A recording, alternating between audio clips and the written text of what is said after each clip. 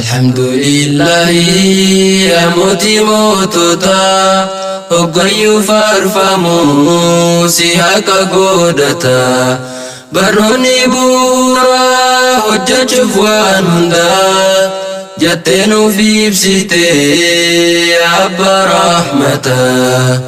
Jettee nuuf ibsite Abba rahmata Alhamdulillahi ya moti motota Ogayyu farfamu si haka godata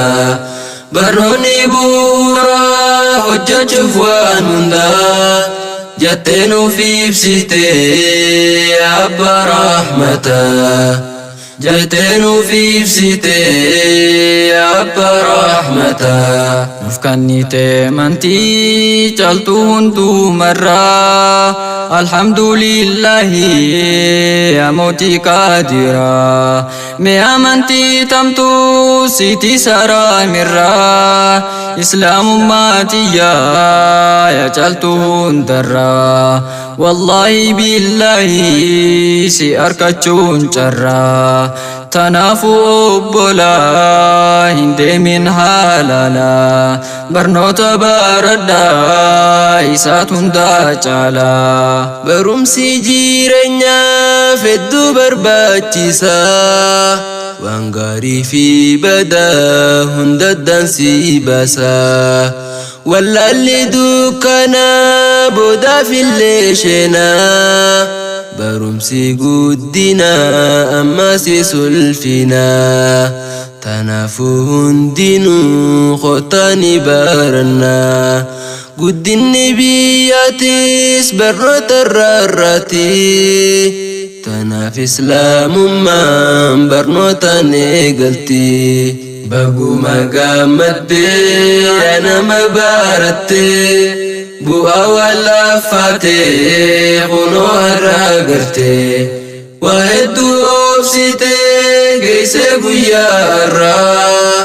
Maashaallah jenna yaa urjii lafarraa Isinii dhaloonni barbaadamuu har'aa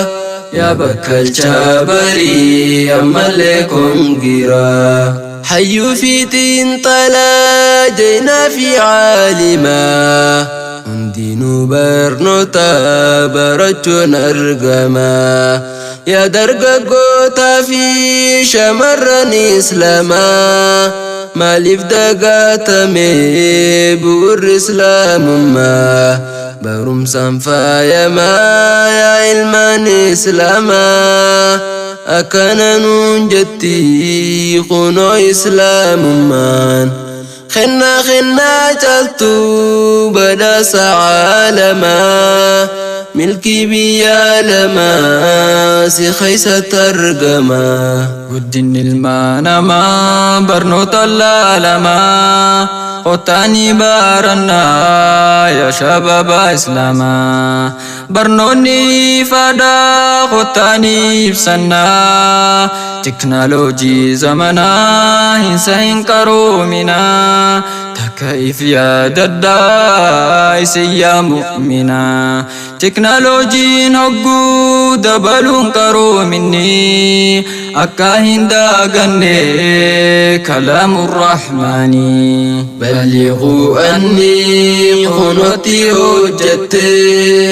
Yaa ustaazaa kankoo dhaloota barsiifte Barnoota quraanaa hadiisa rasuulaa Barattee barsiisuun si godha irra jaalaa Yaa ustaazaa qaalii mul'atu halaalaa Rabbiin siifaa kennu darajatal ulaa Jannata keessatti se'olla rasuulaa Jannata keessatti se'olla rasuulaa